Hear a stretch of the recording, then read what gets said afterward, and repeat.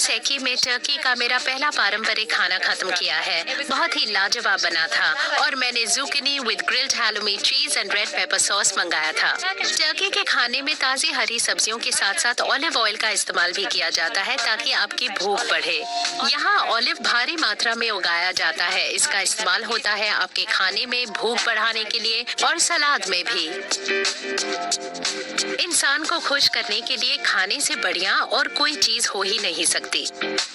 उस पकवान के हर निवाले में स्वाद था और इसीलिए मैं उसे बड़े आराम से खा रही थी और मन ही मन चाह रही थी कि मेरा खाना खत्म ही ना हो। टर्की के अलग अलग इलाके अपने अपने पकवानों के लिए जाने जाते हैं और कैपाडोकिया में कर्जा मशहूर है। ये सेकी होटल में खास पकवान है, इसीलिए नहीं कि इसमें पारंपरिक सामग्री जैसे मटन और दही मिलाए जाते हैं, बल्कि इसलिए कि इसमें इस्तेमाल किए जाने वाले नूडल्स को यही रेस्टोरेंट में बनाया जाता है ताकि उन्हें अपने घर में खाना खाने का एहसास मिल सके।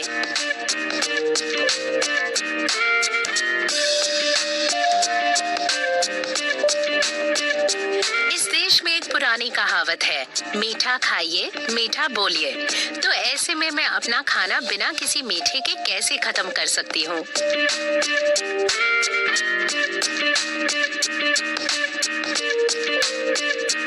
ये इससे और ज्यादा पारंपरिक नहीं हो सकता। ये मिठाई सेकी रेस्टोरेंट की खासियत है। Traditional Turkish coffee hot chocolate cake with homemade mint ice cream. Homemade से मेरा इशारा सिर्फ आइसक्रीम की तरफ ही नहीं बल्कि मिंट की तरफ था, जो कि आर्गोस होटल के बागीचों में उगाया जाता है। इसका मतलब है कि जो लोग यहाँ पर आते हैं उन्हें आराम के साथ साथ घर के खाने का भी मजा मिलता है और ये आपको हर जगह नहीं मिल सकता।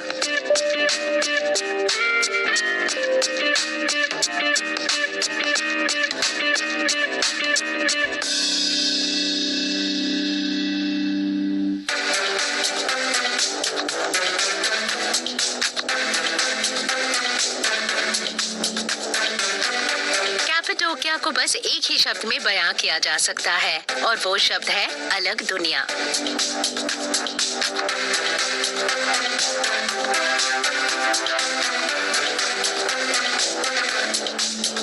और शहर को अच्छी तरह से देखने का एक ही तरीका है कि आप आसमान का रुख करें। सूरज की किरणों के साथ साथ हजारों गर्म हवा के गुब्बारे आसमान में छोड़े जाते हैं। गर्म हवा के गुब्बारे कैपाडोकिया में काफी मशहूर है और अब मैं भली भांति समझ पा रही हूँ कि ऐसा क्यों। इस नज़ारे को आसमान से देखने का एक अलग ही मजा होगा, लेकिन इस बार ये थोड़ा अलग होगा क्योंकि मेरा गुब्बारा सैकड़ों में से एक होगा। मैं अब और इंतजार नहीं कर सकती ऊपर से शहर को देखने के लिए।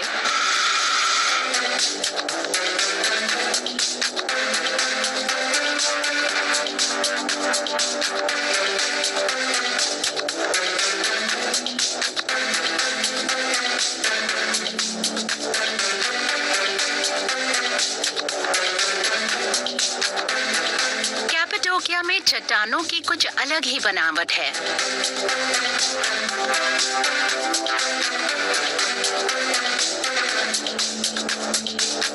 और घाटियों में इन चट्टानों के बीच बनाए गए ये असाधारण घरों का दूसरा कोई मुकाबला नहीं है।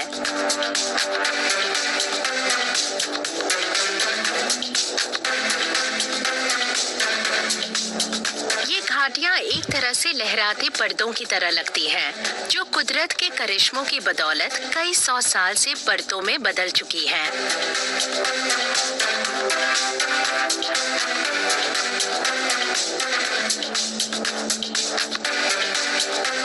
करीब 1 घंटे से इतने सारे गुब्बारों के बीच उड़ने का मजा ही कुछ और है।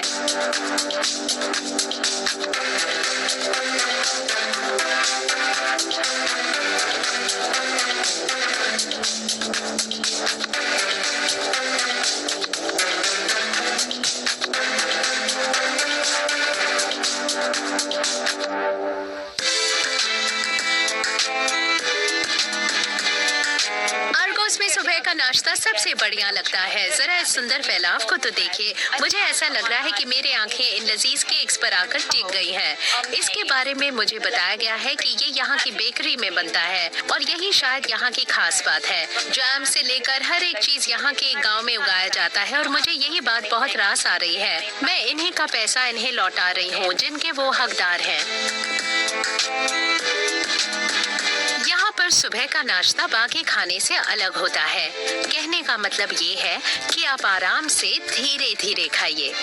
खूबसूरत नज़ारों के बीच दिन की शुरुआत करने का मजा ही कुछ और है।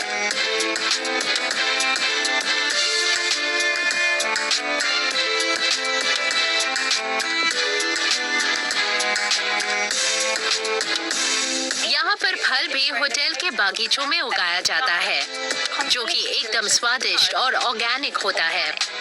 इस फैलाव पर आप ऑलिव देख सकते हैं, जो कि यहाँ के खाने में इस्तेमाल किया जाता है। ऑलिव का इस्तेमाल यहाँ पर इसलिए ज्यादा है क्योंकि वो इस इलाके में भरपूर मात्रा में उगाया जाता है। इसके अलावा चीज भी यहाँ पर मशहूर है, जो कि बकरी या गाय के दूध से बनता है। लेकिन यहाँ की चीज थोड़ी अलग है। मैंने कभी ऐसा कुछ नहीं खाया है।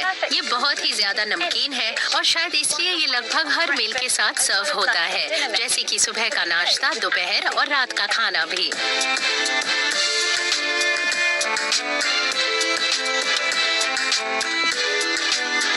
टर्की में सुबह के नाश्ते को कवालची कहते हैं, जिसका सीधा मतलब होता है सुबह के कॉफी से पहले का खाना। पर मेरे केस में ये चाय है।